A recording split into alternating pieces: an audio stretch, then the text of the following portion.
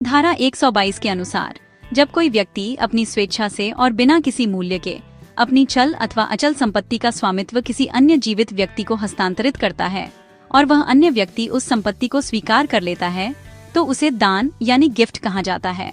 विद्वान की परिभाषा के अनुसार gift is the transfer of ownership in property without any consideration made voluntarily by the donor and accepted by the Downey during their life time.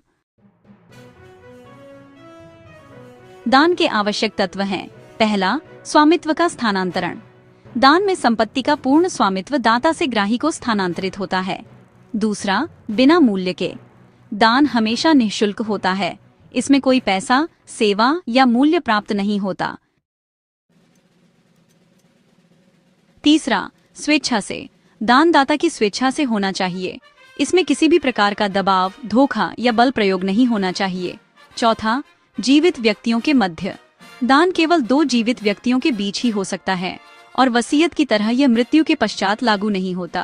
पांचवा, स्वीकृति। दान की संपत्ति को प्राप्तकर्ता द्वारा स्वीकार किया जाना आवश्यक है। अगर स्वीकृति नहीं हुई तो दान अमान्य हो जाएगा। छठा, संपत्ति। वह संपत्ति जो दान की जा रही है वह दाता की स्वामित्व में होनी चाहिए, दान के समय अस्तित्व में होनी चाहिए और वह स्पष्ट और निश्चित होनी चाहिए। सातवां, पंजीकरण की आवश्यकता। अचल संपत्ति का दान लिखित रूप में और पंजीकृत दान पत्र के माध्यम से होना चाहिए।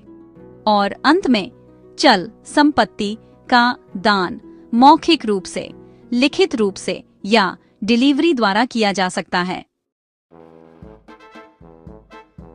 स्वीकृति का समय यानी एक्सेप्टेंस बिफोर डेथ। इसमें दानकर्ता की मृत्यु से पहले प्राप्तकर्ता द्वारा दान को स्वीकार करना आवश्यक होता है। अब बात करते हैं दान के विभिन्न प्रकारों की। सबसे पहले है प्रत्यक्ष दान, जिसमें स्वामित्व और कब्जा दोनों ही प्राप्तकर्ता को तुरंत सौंप दिए जाते हैं। इसके बाद आता है अप्रत्यक्ष दान, जिसमें स्वामित्व तो दिया जाता है लेकिन कब्जा बाद में दिया जाता है।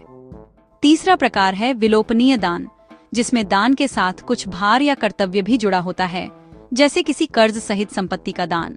और आखिर में है यथास्थिति दान, जो मृत्यु की आशंका में किया गया दान होता है और वसीयत की तरह कार्य करता है। इसे डोनेशियो मोर्टिस काउजा भी कहा जाता है। क्या दान को निलंबित या खंडित किया जा सकता है? धारा 126 टीपीए के अनुसार दान की शर्तों के अधीन निरसन संभव है। एक सामान्य नियम यह है कि एक बार पूर्ण और विधिवत दान कर दिया गया तो उसे सामान्यतः वापस नहीं लिया जा सकता।